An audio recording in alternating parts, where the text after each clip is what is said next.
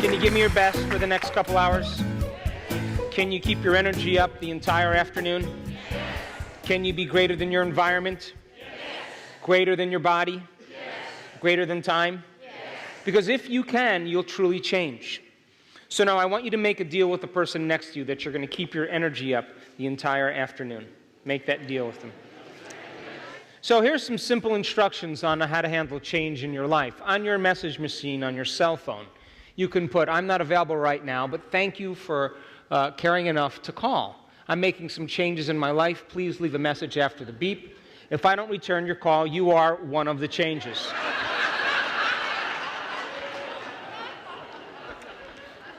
So, knowledge is the precursor to experience. The more knowledge you have, the more prepared you are for an experience.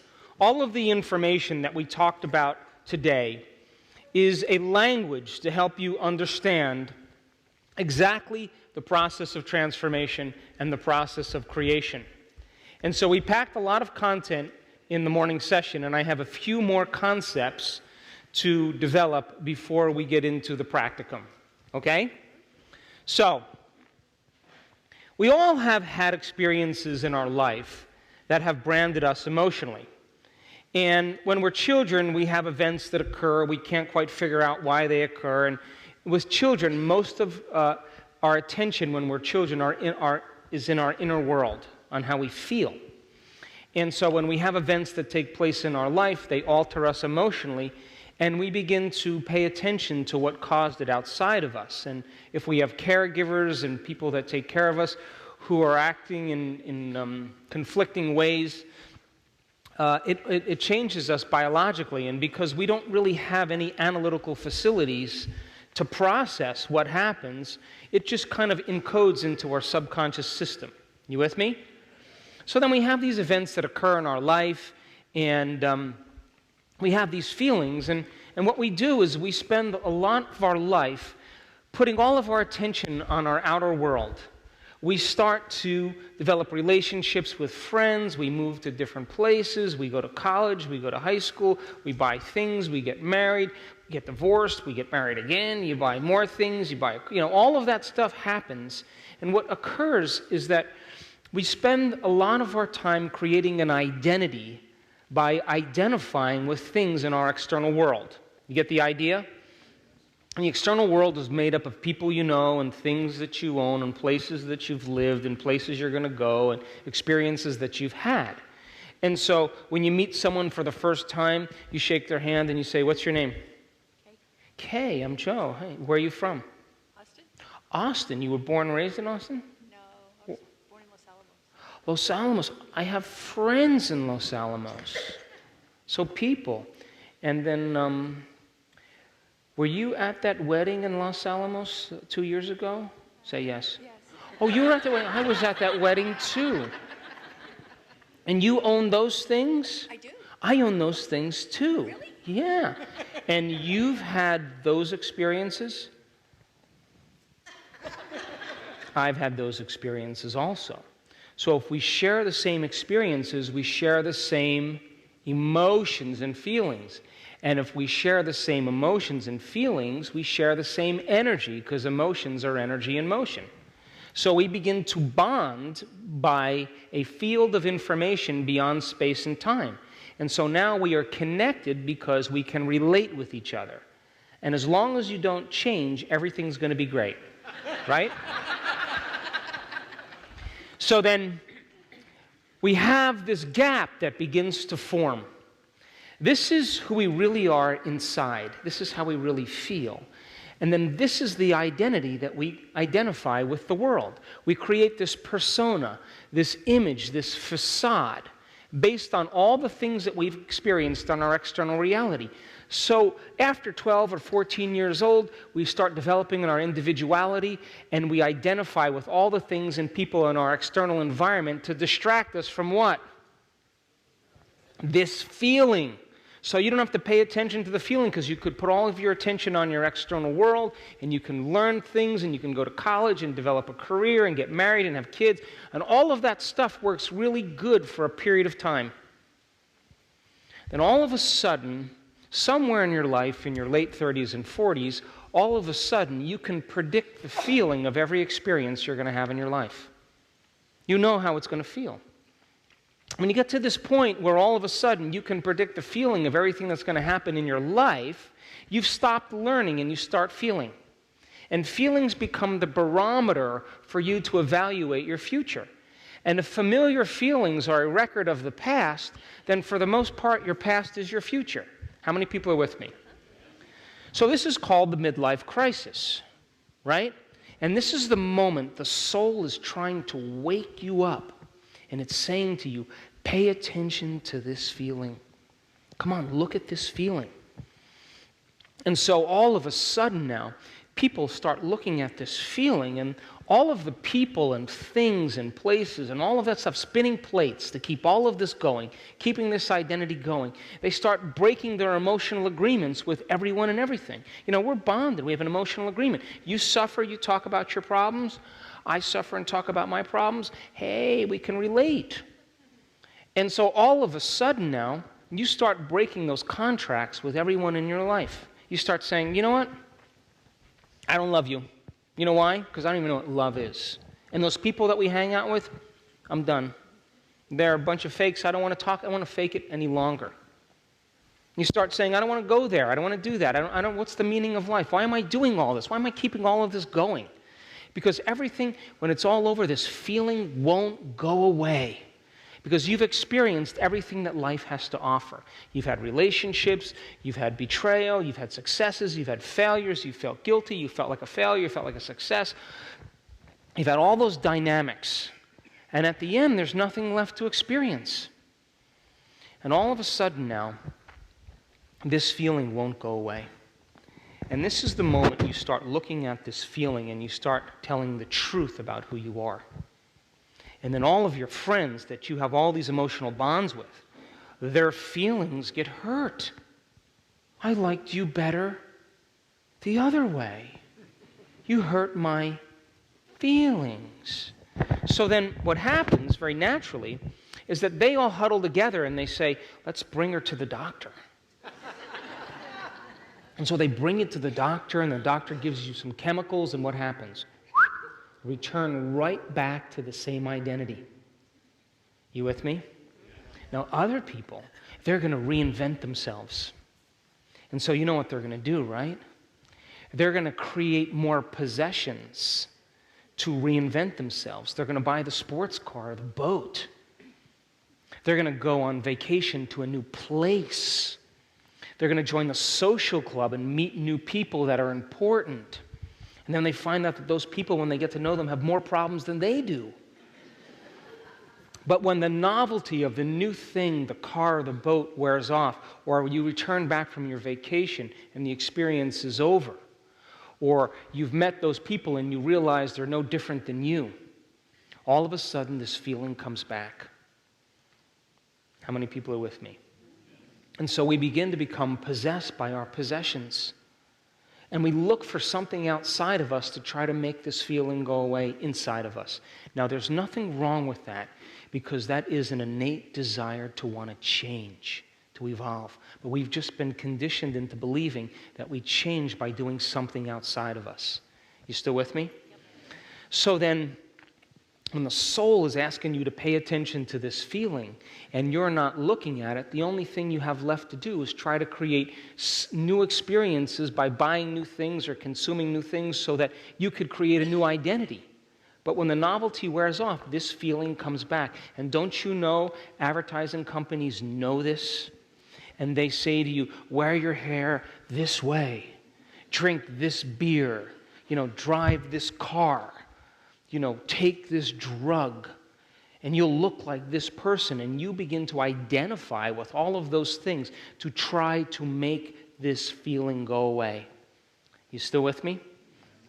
And so what most people do is they wait for crisis or trauma or loss or disease when they're finally no longer trying to keep this all going. They take their attention off that reality, and it begins to crumble. And everybody thinks they're losing their mind. And they are.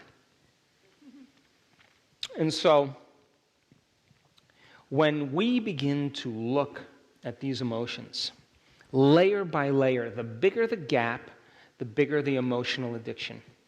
And people have these layers of emotions that keep them connected to the past. And as long as they're keeping their attention on their external reality, they no longer have to pay attention to how they feel inside of them. This is what they're hiding. They don't want anybody to know there's emptiness or there's sadness or there's pain in there. They want to create the persona that everything's okay and everybody's doing the same thing. You with me? And so when you begin to look at those emotions and you begin to unmemorize those emotions and you begin to liberate energy, because every time you unmemorize an emotion, you're closing the gap between how you appear to the world and how you are inside of you. Every time you unmemorize an emotion, you liberate energy. And that is available energy for you to create a new destiny with. Now, you with me? But a lot of people, when they get past the sports car and they get past the new wardrobe and they get past the affairs and all of that stuff, and that feeling isn't going away, there's a whole nother level. And that's called addictions. So now the person starts to take drugs, or they start to gamble, or they start to shop too much, or they overeat, or they undereat, or what else do they do? Video game, pornography, drink, all of that stuff. And it is because they are innately trying to make this feeling go away as quickly as possible. You with me? And so the moment they take the drug, the moment they drink, the moment they shop too much or whatever, all of a sudden the feeling goes away. And they begin to correlate that change in their feeling with that thing. They begin to attach to that thing outside of them, and now they become dependent on it. You with me? Because in a matter of seconds, the moment they feel differently inside of them, they'll pay attention to what caused it. But if they're shopping a lot, or they're gambling a lot, or they're video gaming a lot, there's a huge release in the pleasure centers of the brain of dopamine and norepinephrine. And that release of those pleasure chemicals begins to desensitize the receptor sites in the brain. So the next time they shop, if they spent $5,000, now they have to spend $7,000 to make the feeling go away, because the receptor sites keep recalibrating to a higher and higher level and beginning to broaden the gap more and more. So it always takes a little bit more the next time. How many people are with me? Sounds like an addiction to me, doesn't it? So then, if you're gambling and you're spending $10,000 and you don't get the rush, you got to spend $15,000, because that's what it takes to stimulate those pleasure centers. And the pleasure centers begin to become hijacked to a higher and higher level. So you keep got to use more to make the feeling go away. How many people are with me? And so then, in the absence of that stimulation, we can't find pleasure from anything. Because now the body is reprogrammed to search for something outside of it to make it feel better. Now that is an innate desire to want to change, but we've just been conditioned into believing that it has to happen outside of us. How many people are with me? Now think about this. All the things you own and all the people you know and all the places you've lived and all the experiences you've had is defining this identity right here, and this is how you really feel inside of you. At the end of your life, when all of this goes away, what are you left with? This feeling right here.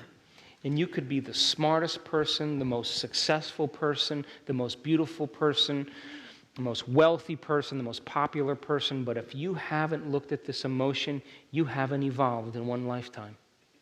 How many people are with me? Turn to the person next to you and explain. Every single thing in your external environment, every person you know, everything that you own, every place that you sleep or you work or you eat, everything in your external environment you have an energetic connection to. Why?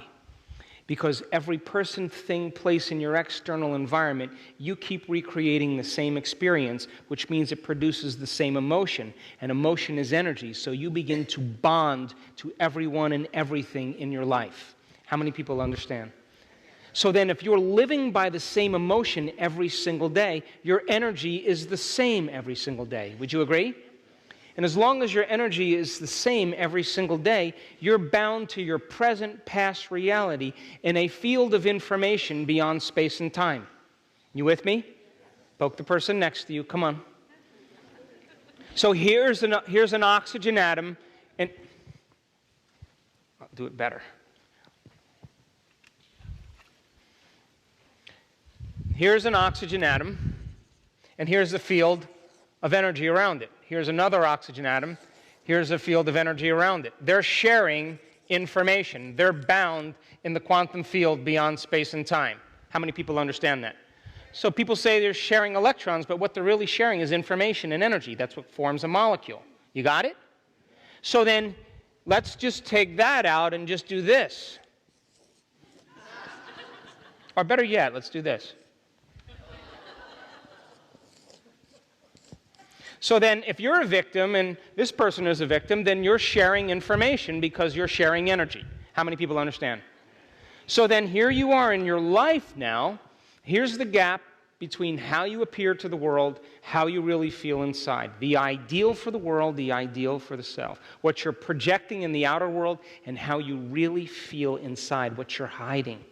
And so you don't want anybody to know that you feel this way, but everybody's doing the same thing. So, you talk about the things you own and the place you live and your problems and all that stuff because you don't want anybody to know about this. And everybody's doing the same thing. And so as long as you're living by these emotions, layer by layer, the bigger the gap, the bigger the addiction. You understand? And when you begin to look at these emotions and you begin to unmemorize them and you begin to look at how you think when you feel that way, how you act and what choices you make driven by that emotion, now you're beginning to unmemorize those emotions.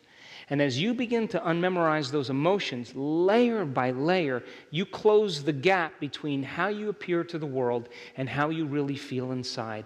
And ultimately, every time you unmemorize an emotion, you liberate energy. And now you go from particle to wave, and you have available energy to design a new destiny. You go from matter to energy. How many people understand? And when how you appear is who you are, it takes no energy to be you. How many people are with me also? Yes. And as you begin to unmemorize those emotions, you're removing the veils and the masks that block the flow of the divine in you. And it can begin to leak out and sneak out and move through you, move in you and move all around you. And its nature becomes your nature. Its mind becomes your mind. Its will becomes your will. So then, here's how you appear to the world, and here's how you really feel inside. And until we start looking at these emotions, looking within and unmemorizing them, we'll keep using everything in our external environment to re-identify, to create a new identity.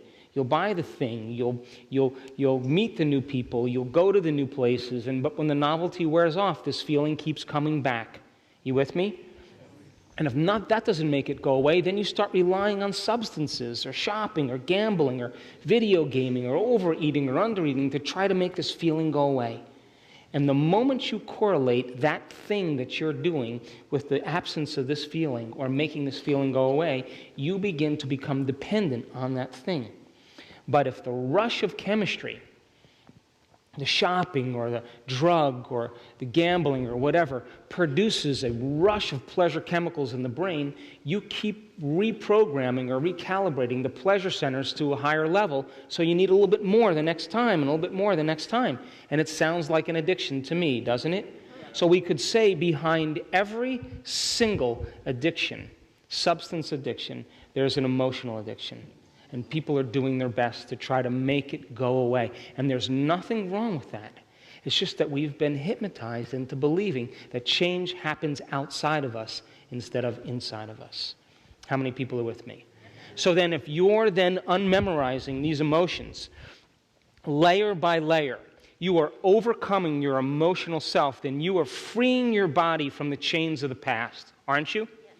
And every time you unmemorize one of those survival emotions, you're going from particle to wave, matter to energy, and you're liberating energy, and now you have available energy to begin to command the new future. How many people are with me? Now remember this.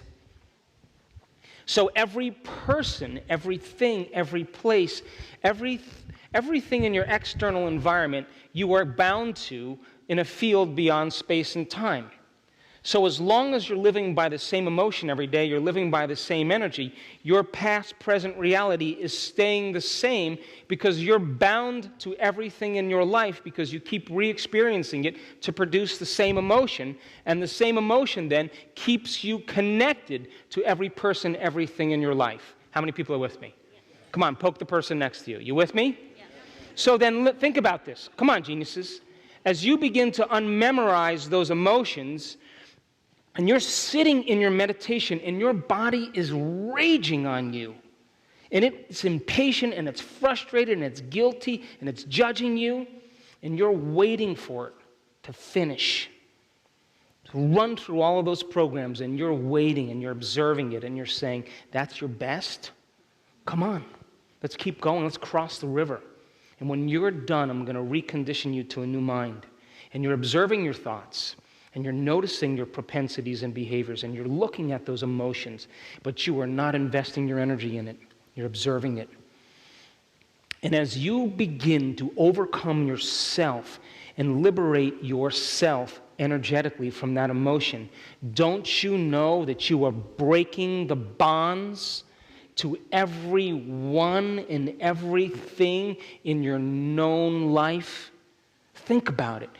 As you overcome the emotion, you snap the energy to the people and conditions in your life that keep it the same.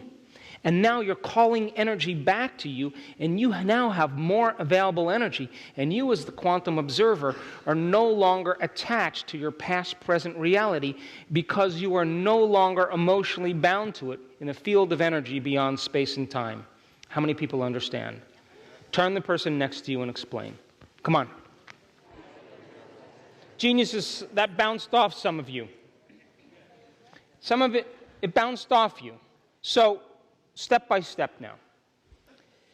If you are interacting with the same people in the same way, and you are both relating because you're both victims and suffering, then you share the same emotions, you share the same energy. Would you agree? Yes. And just like two atoms that are bound together in a field beyond space and time, you are bound energetically to every person, everything, your computer, your bed, your car, every place where you work, where you sleep, all of that stuff, the things you own, you have an energetic signature connecting you to it because you keep experiencing everything in your reality, and the end product of the experience is an emotion. You with me? So you smear your energy all over your present reality. Yes? And you are bound to everything because you're interacting with it for the emotional experience. Yes? So everything in your known reality you are bound to in a field of information beyond space and time, just like two atoms sharing information. You with me? Yes? So then, when you sit down and you do your meditation and you are overcoming your emotional body, your emotional self, and you are freeing your body from the chains of the past, and the body is surrendering into the present moment. It's acquiescing to a new mind. As you do that, and you overcome that emotional self, you are breaking the bonds to all the people and places and conditions in your life that keep reaffirming the same reality. And you are calling energy back to you, and that's available energy for you to design a new destiny with.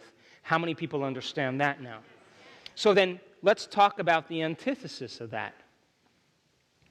Let's say you don't overcome your emotional self, okay? And you have an addiction to an emotion, and you're using all the people in your life to reaffirm your emotional addiction so that you can feel something, that rush of energy. You with me? Yes. Come on, you with me? Yes. So then, what's your definition of an addiction? Isn't it something you can't stop? So if you were angry or sad or frustrated, and I said, oh, I know you're really angry, but listen, what I really want you to do is just stop right now. Just stop. What would you say to me? I don't know how. You'd say, I can tell you all the reasons why I am this way. Yes? So whether it's valid, justified, or not, if you can't stop it, it means you're addicted to it. Would you agree? Come on, give me a nod. Yes? So then, if you're addicted to chocolate, let's use this as an example. I'm making this up. Come on, you guys. People are sweating over there. If you're addicted to chocolate, right? And I slid a chocolate cake in front of you, would you agree that the moment you saw the chocolate cake, by association, you would hear a little voice in your head saying what? Oh, come on, just take one bite. Everybody else is eating it. Why don't you start tomorrow? Tomorrow's a better day.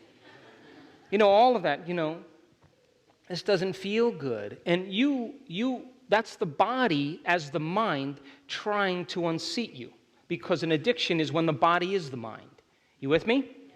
So then, if you broke your addiction to chocolate or to sugar or whatever, I'm using this as an example, and I slid the cake in front of you, would you agree that you could eat it or not eat it?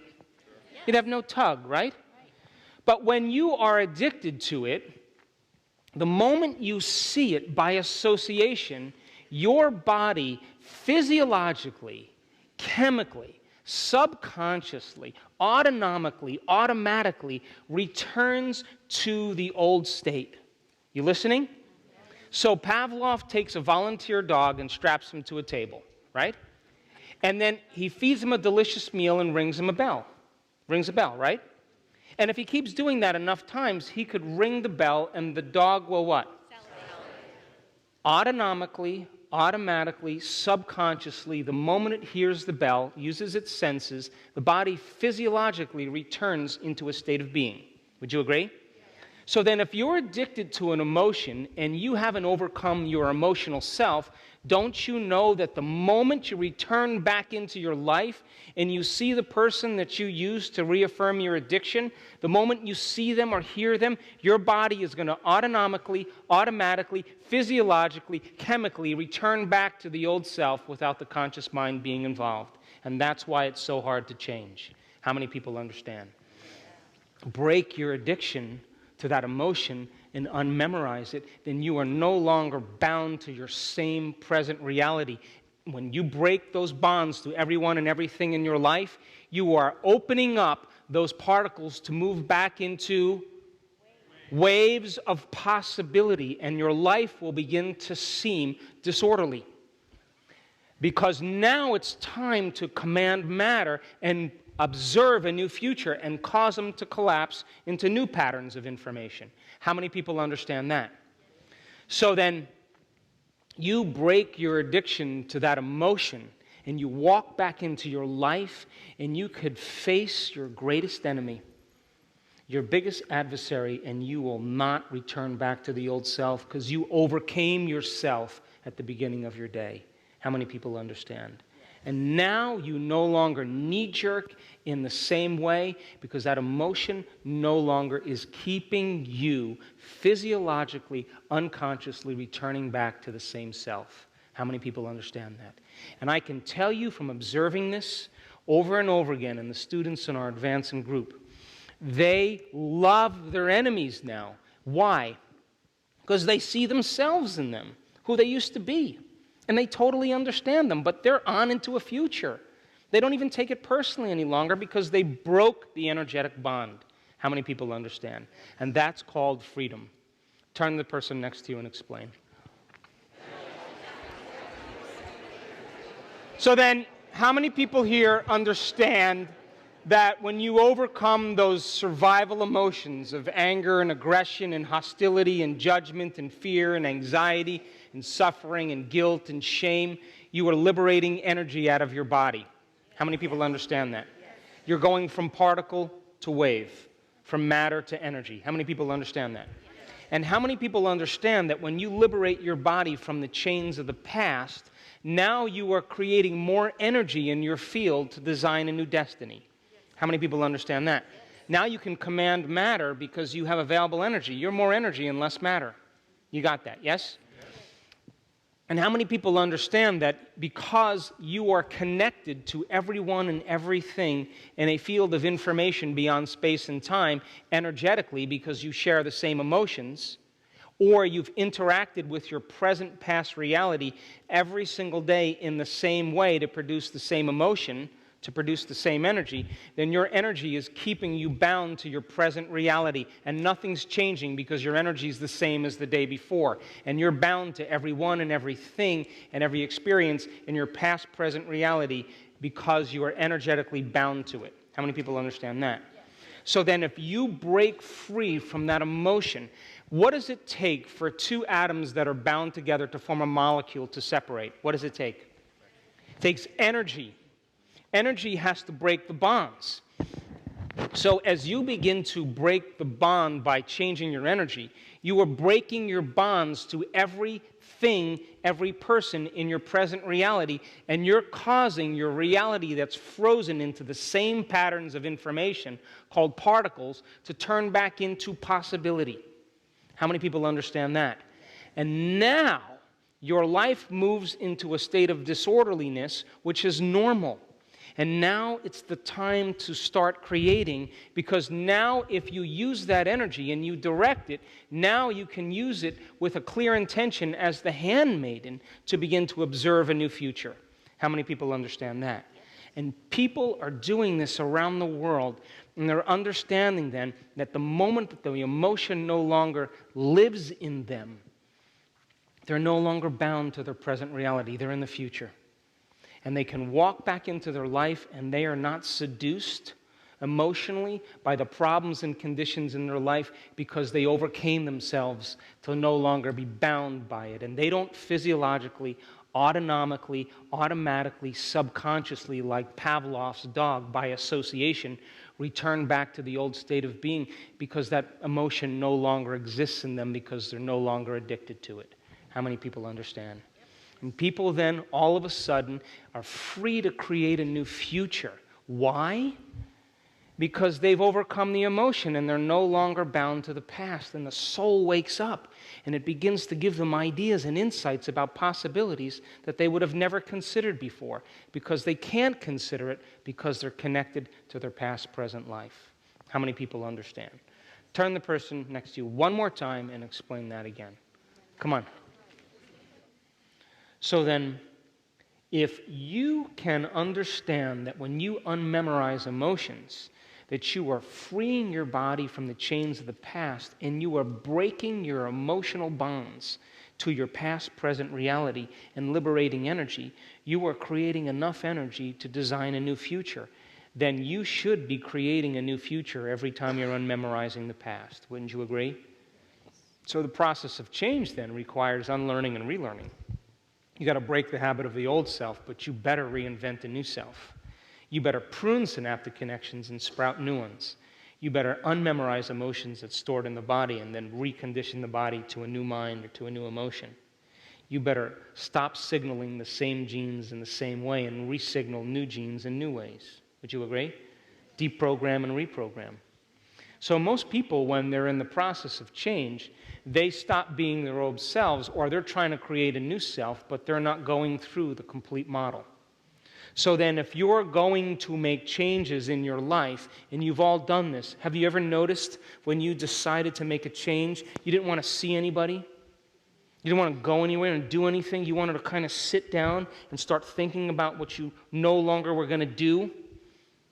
And you begin to see yourself no longer making those same choices, what thoughts you're not going to let slip by your awareness that's saying, go ahead, you can start tomorrow, or, this is a good reason to be this way. And you start selecting those particular thoughts, behaviors, choices, and experiences that lead to the same emotions. And you say, I'm going to keep my energy up the entire day today. And I'm not going to go unconscious. And I'm going to make a decision, and my body's going to begin to respond to a new mind. But then after you do that, you start thinking about how you're going to be in your day, what choices you are going to make, what things you are going to do, how it's going to feel, and you begin to hold on to that vision, and you begin to inspire your body and give it a sampling of the future. That's the meditation that we do. It's that simple. Now, before we take a break, poke the person next to you, please. So let's talk about brain waves. You know, you have different brain waves that take place in your brain. And when you are listening to me right now, your brain is in what's called beta brainwave patterns. You listening? And your function of your brain is to create meaning between your outer world and your inner world. That's one of the main functions, to create coherence between what's going on out there and what's going on in here. And when you are paying attention to your outer world, when you are aware of your body, and when you are living in linear time, your thinking neocortex has to integrate all of this information that the senses are picking up. You with me? So it's feeling your butt on the chair, it's feeling your bladder's a little bit full, you're feeling a little pain in your back, you know, you're a little hungry, you're a little whatever's going on with you. Your brain is trying to create meaning between all of this sensory information, and because there's a lot of information coming in, your brain waves tend to be a little bit fast. And because they're fast, you experience a level of awareness, and you believe that the outer world is more real than the inner world, and that's what beta is. You with me? So you have 3 levels of beta. You have low-level beta. Most of you are listening to me right now in low-level beta. You're relaxed and you're paying attention. But if I said to you, oh, I forgot to tell you guys, we're having a 175 question test at 6 o'clock tonight. And you can't eat dinner, you can't leave unless you pass the test. Your brain would perk up a little bit and you'd start paying attention a little bit more, and you would move into what's called mid-range beta. You got it? You'd like taking the light bulb and making it a little bit brighter. You'd a little more energy to your brain, and you pay more attention to your outer world. Yes? Yes. Now, when you are freaked out and emotional and angry and hostile and frustrated and fearful, you go into a very high level of beta. And that high beta is when the brain gets very disorganized because you're living in emergency mode all the time, and it's like driving your sports car in first gear on the freeway. You get the idea? Now, when you close your eyes and you eliminate the external environment, and you're no longer picking up data from your outer world, and you're no longer hearing sounds, and you're no longer moving your body and feeling things through experience, there's less stimulation to your brain, and so your brain waves naturally do what? Slow down. And when they slow down, your brain starts to go into what's called alpha. You get the idea? Come on. Yes. So in alpha, the inner world starts getting more real than the outer world. It's the imaginary world. You got it? Now, you naturally go between beta and alpha all day long. You got it? So I'm watching all of you, and this is how I know whether you're paying attention and you're getting this information. I develop a concept or an idea, you're all listening in beta, and then you go like this. Well, what are you doing? You're making the inner picture more real than the outer world, and I disappear for a second, and the moment you attend to that thought, your brain is consolidating that information neurologically. You got it? So then, in alpha, then, you have to pause for a moment for the brain to begin to consolidate information, and that's how you learn. So then you would agree that if you're living in high beta all the time, no new information can come into your nervous system because it's not a time to learn. It's a time for emergency. It's time to react. It's not time to trust and grow. It's a time to react and deal with the body. So in high beta, then, the senses become heightened and you're very concerned with the outer world. You got it? Now, if you close your eyes and you go into alpha and you begin to allow your body to fall asleep a little bit, but you keep your mind awake, that's called theta. So theta is when your body is asleep and your mind is awake. So think about this. If you've conditioned your body to be the mind, and now your body is asleep, you would have to agree it's no longer the mind. Right? It's out of the way, and that's when instantaneous things happen. And then the last level is called delta, and that's deep sleep. That's called restorative sleep. So now, when you wake up in the morning, the receptors in the back of your eye are picking up light. And as the receptors in the back of your eye are picking up light, the light that's being transmitted through the optic nerve to the back of the brain causes the pineal gland to make a neurochemical called serotonin. It's a neurotransmitter. And serotonin is what wakes the brain up and gets you going and begins to produce beta brainwave patterns. You got it? Now, when it starts to get dark and there's less light that's being picked up by your optic nerve, because there's less light coming in, all of a sudden the pineal gland gets the signal and takes serotonin and turns it into melatonin. You got it? So Sarah gets you up in the morning, and Mel puts you to bed at night. You got it? So when you wake up in the morning, your brain naturally goes from beta to theta to alpha to beta. You got it?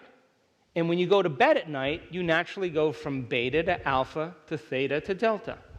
So we could say then, there are 2 times in your day that the door to the subconscious mind opens up. When you wake up in the morning and when you go to bed at night. How many people understand that? Turn the person next to you and explain beta, alpha, theta, delta. Come on. So, there was research done in the 1960s by a Princeton researcher, and he was very interested to see if people could change their brainwave patterns.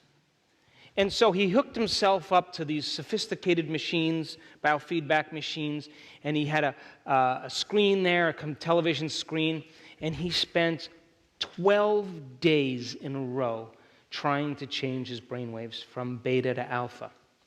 And so he chanted, he did alternate nostril breathing, he did Jacobson progressive relaxation techniques, he did all of these different things to change his brainwaves, and guess what happened? Nothing. On the 13th day, his brain was still hooked up to the machine, and finally he said, forget it. You can't change your brainwaves. And the moment he surrendered, guess what happened? He went right into alpha. And all of a sudden, that began the research. Now, when you're living by the hormones of stress, the chemicals of stress do something very unusual to the brain. When you sustain a high level of emergency for an extended period of time, the chemicals cause the brain to begin to compartmentalize. In other words, when you're under stress, you become selfish. It's all about the self. Your brain all of a sudden gets very selfish. Different communities of neurons are no longer communicating with other communities. Neighborhoods are no longer joining and sharing information. The brain becomes very divided. It becomes compartmentalized. And in high beta then, for an extended period of time, if you were to look at the brainwave patterns on an electroencephalogram create very incoherent messages. Now, incoherence is like a group of drummers with no rhythm all playing at the same time. That's disorder. You understand that, yes? And that disintegrated message, because the brain is now firing asynchronously, sends a very disintegrated signal down the central nervous system, which sends a very, very disintegrated signal to your immune system, to your cardiovascular system, to your digestive system, and all of a sudden, your nervous system begins to cause other systems to move out of balance because your central nervous system controls and coordinates all other systems. How many people are with me? So the immune system says, I don't know how to make white blood cells because I can't get the signal. It's static. It's like a radio dial that's got static on it. Your digestive system can't get the timing down between the acids in the stomach and the acids in the small intestine, and all of a sudden, it moves out of balance. And the cardiovascular system is thinking that there's a predator around the corner all the time, so it's always in that emergency state. And it starts moving out of balance. How many people are with me? So living in high emergency for an extended period of time causes a very, very incoherent message in the brain. And incoherence looks like this. See, everything's out of order. Now, that incoherent signal you can actually see on a functional brain scan, on an electroencephalograph, and people, of course, that are living in an incoherent state begin to become incoherent. When your brain functions incoherently, you function incoherently. When your brain functions out of balance, you function out of balance. And because the hormones of stress cause us to become very narrow-focused, very object focused. We're focusing on the particle instead of on the wave, and we're defining realities by our senses, then for the most part, then the more you begin to focus on your problems, the more you drive your brain further into that high beta state and more incoherent. You with me? And then if you start analyzing your problems within the survival emotions, you drive your brain further where? Into beta, and more away from the operating system where true change takes place. So when they started doing the research, what they found is that when you begin to open your focus, and you begin to become aware of the space around you in space, and you can sense the space that your body is in space, as you begin to sense that space and you open your focus, guess what happens? All of a sudden, you very naturally move into alpha because you're not thinking, you're analyzing, you're sensing. And brain waves begin to slow down. But not only do they slow down, but they slow down and get highly synchronized. They get very orderly. They begin to, all of a sudden, different compartments of the brain start to communicate with each other. And all of a sudden, as they start to communicate with each other, what syncs together links together. And all of a sudden, you start feeling more like yourself than you had in a long time because you're no longer functioning as a person with a multiple personality disorder all at once. The brain gets highly organized, and that organized signal, that coherent signal, sends a very organized message to your immune system, to your cardiovascular system, and to your digestive system. And all of a sudden, the body comes back online. And so it would be like all of a sudden a group of drummers showed up and started hitting a beat. And while everybody was bouncing all over the place, drumming, all of a sudden that beat would get louder and everybody would start beating with the drummers. And the brain gets very organized in the same exact way. How many people understand? So then,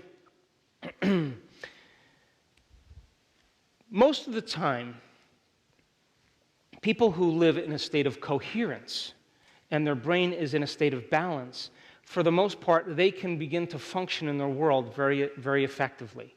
When the brain becomes very incoherent, then all of a sudden you're obsessing and neurotic and emotional about things in your life because your brain is out of balance. You with me? Now, this is how you and I have been taught to focus, to pay attention. Watch the car. Pay attention to your shoes untied. Watch the stairs. That was an emergency focus. And we tend to focus in like a convergent focus on one object or one thing in emergency. But that's only one kind of focus. As you begin to open your focus and you become aware of the space around you in space and the space that your body occupies in space, the brain naturally recalibrates. It begins to get very orderly. And I can tell you from experience, I have left my body many, many times. And every time I leave my body, I'm looking at it on the bed, and it is laughing, and it's saying, thank God he's out of the way. And I'm watching it laugh, because it's free from me. It's joyful. Like, oh, my God. That level of coherence, then, that's being created is when you get beyond yourself. How many people understand? Now, I studied the brains of people in our workshops over and over again, and I now know that when you open your focus and you become pure consciousness, that's when the brain gets highly organized. If you are analyzing your life within the emotion that's coursing through your circulatory system, you are only driving the brain further into imbalance. How many people understand? Now, can we have the screen up for a second? And lower the lights, please.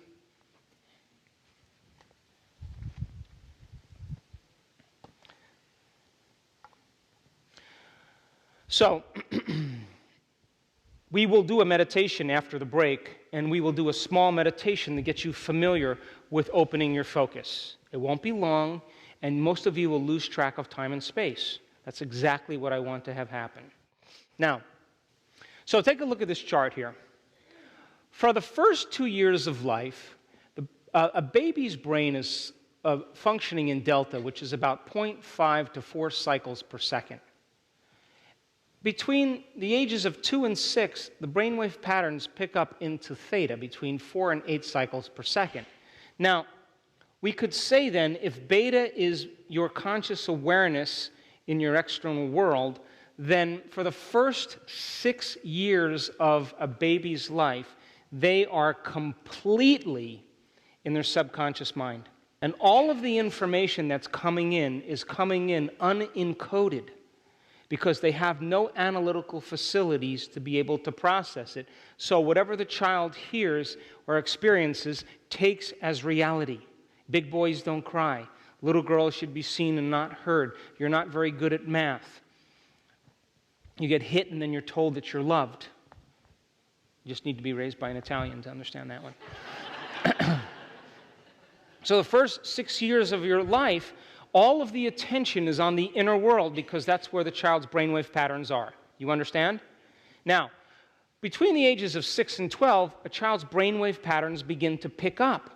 And the child now is beginning to develop some analytical facilities because it's beginning to learn the laws of the land. And so, as the child begins to put her finger in the light socket, and she begins to experience pain, all of a sudden she notices a change in her internal chemistry, and she opens her eyes through her senses, and she looks to see what it is. And as she continues to put her attention on her outer environment, her brain waves begin to change. How many people understand? Yes? So then, as the child's brainwaves begin to change and it moves into alpha, they begin to develop their analytical facilities, and the child in alpha is in the imaginary world.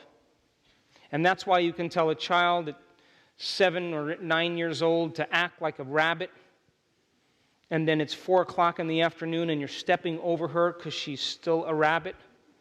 You tell an adult, act like a rabbit, and they're like, okay, what do we do now? Because they're in beta. Do you understand?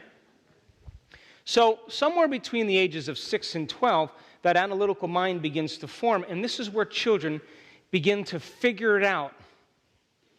They start to realize, their parents aren't as cool as they think they are.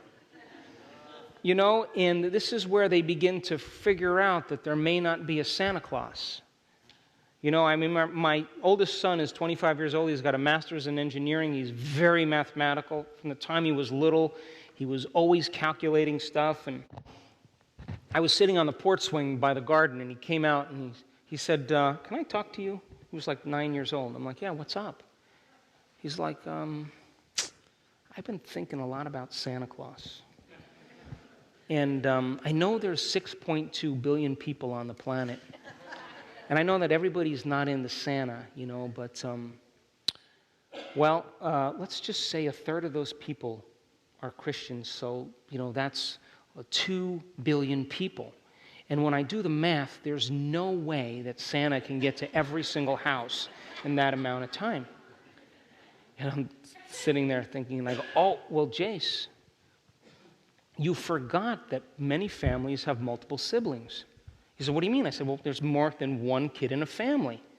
He said, well, how many children on the average are in one family?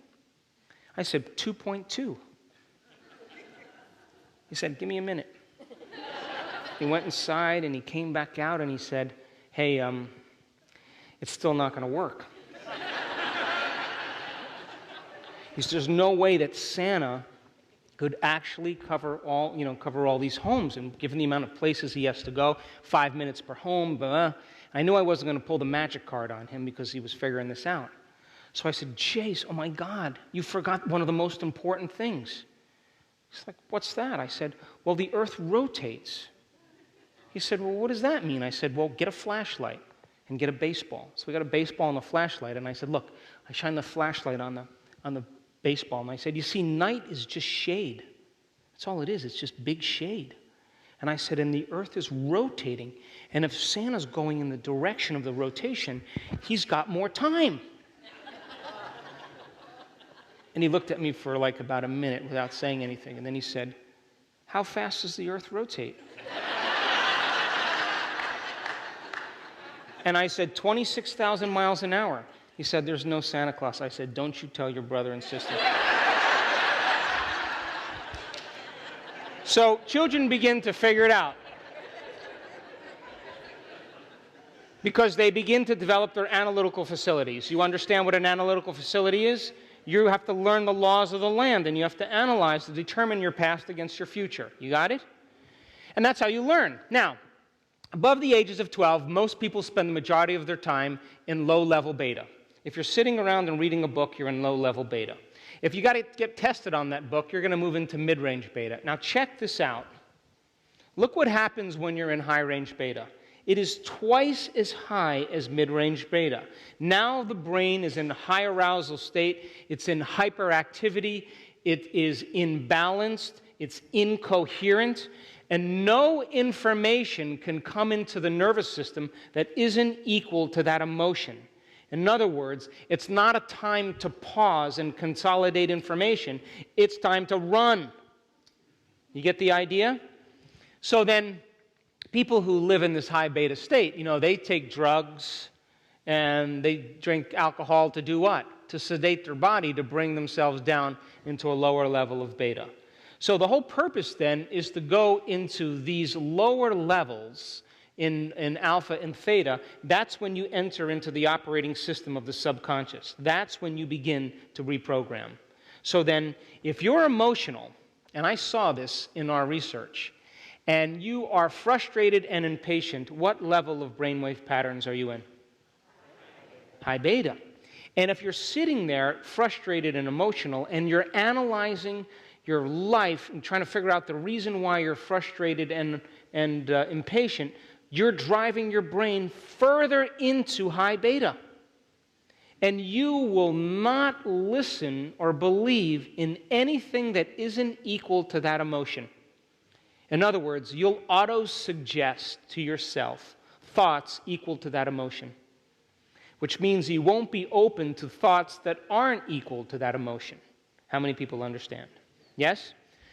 So then, let's say that the circle represents your mind. And when you're born, you're totally subconscious mind.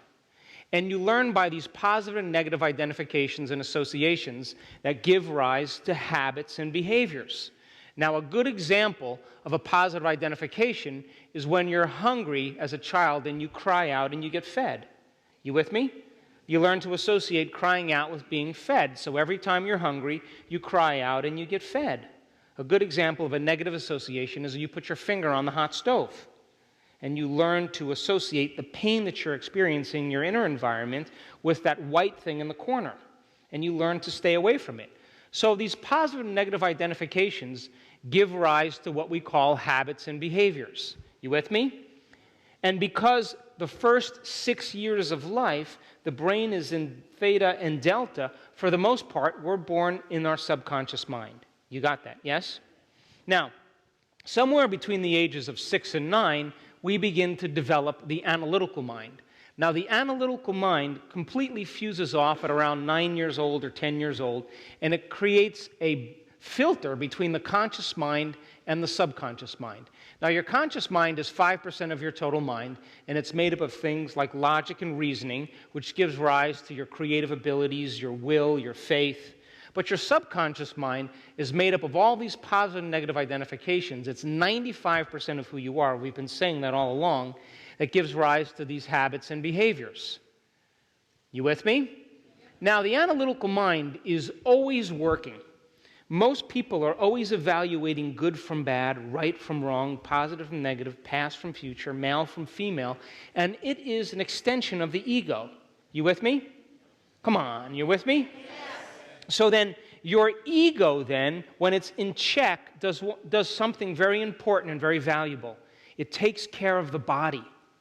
So if you're hiking along a cliff and it's a 1,000-foot drop, your ego will say, step back away from the cliff. If you're at a bonfire and there's sparks coming off the fire and the wind is blowing a certain direction, your ego will naturally move you out of the way. It takes care of the body. You got it? If you're walking down the street and the cars are coming towards you and it's wet and slippery, you'll cross the street.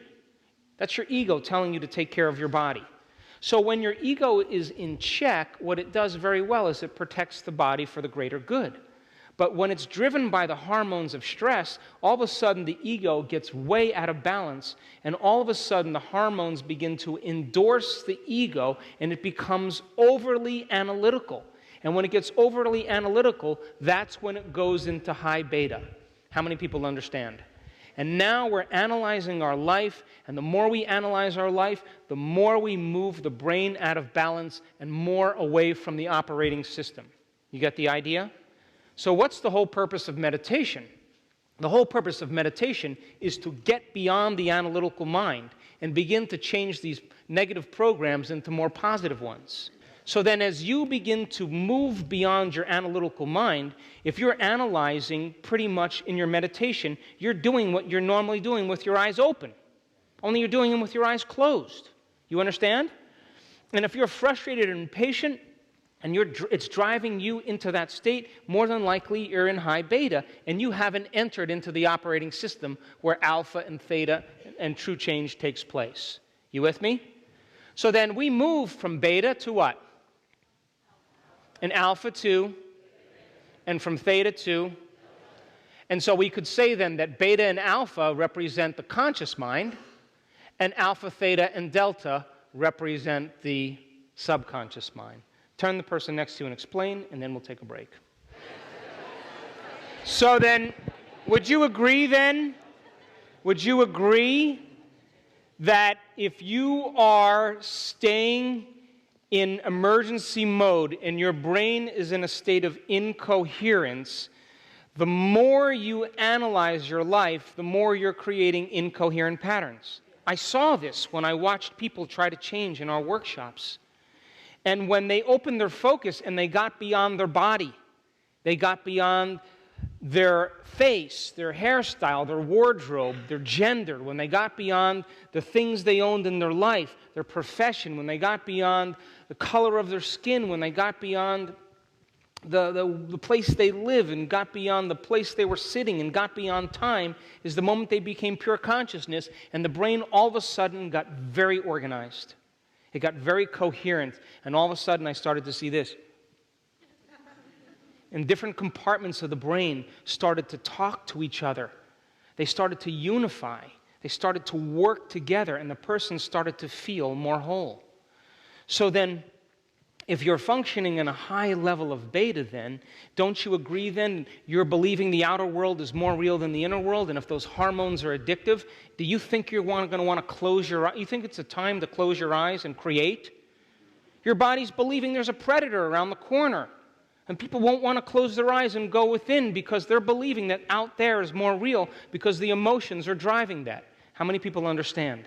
And this is why it's so difficult for people to believe in the inner world. Because if you watch the news and you watch the competitive sports and you watch all of that stuff, that soap operas or whatever people do, all of that is to convince you that that is all real. And if you're living in fear, you don't want to close your eyes and go within because you would be empowered then, wouldn't you? And you would be creating then, wouldn't you?